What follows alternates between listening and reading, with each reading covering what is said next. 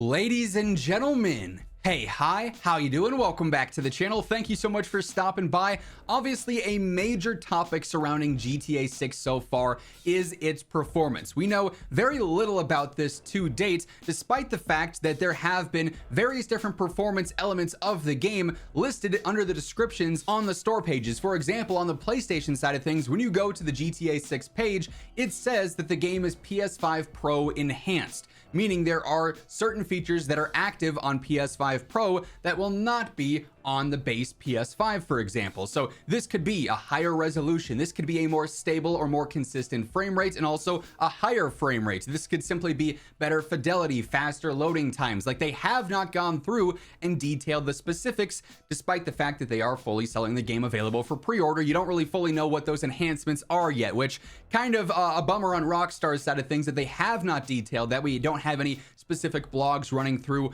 what you can expect as far as performance goes. However, we did just recently get some new details on what we probably should be expecting for GTA 6 performance, primarily focused around the FPS situation. A lot of people so far have been talking about GTA 6 and how it's going to run in terms of, will it be 30 FPS or will it be 60 FPS? For a while now, we've had a lot of rumors saying the game's going to be locked at 30. And a lot of people hear that and go, it's 2026. What do you mean we're going to be locked at 30 FPS? Like, is GTA 6 really about to be that huge of a game, that in-depth of a game, that they can't achieve more than a 30 FPS lock, even on the latest consoles and the latest tech there?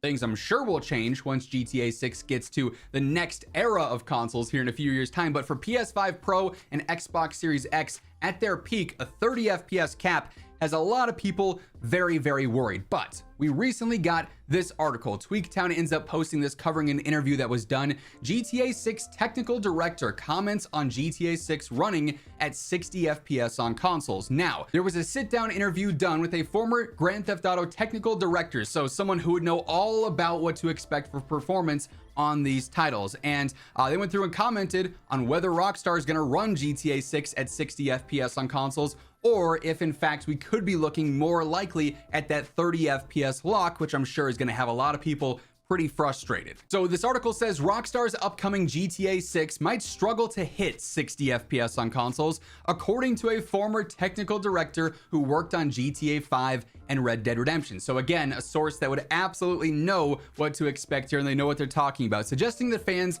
should not get their hopes up for Rockstar releasing the next-gen GTA with 60 FPS support on current platforms. So this interview was done by Kiwi Talks, who does a ton of different dev interviews. They've got a lot of sources in the industry, including at Rockstar. And in this interview, Kiwi Talks ends up talking to John Riccio. Hopefully I pronounced that correctly.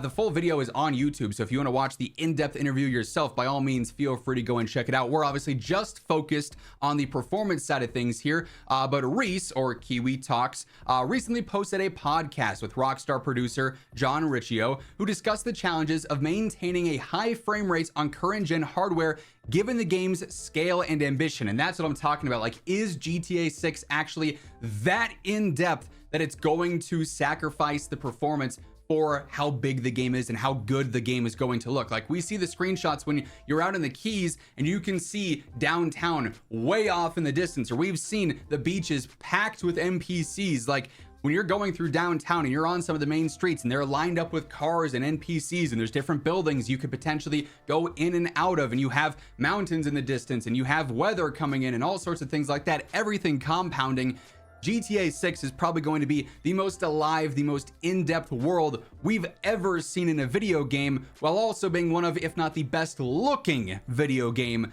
that we've ever seen. All that combined gives you a situation where it is going to take a ton to run this thing, still looking that good, and stay at a stable FPS. While rumors of a 60 FPS performance mode have been circulating for some time, Riccio's comments cast doubt on the feasibility of hitting that target without sacrificing visual fidelity. So you'd really have to go down and knock out some of the graphics there, and the game would look a lot worse if you were to try to hit that 60 FPS mark.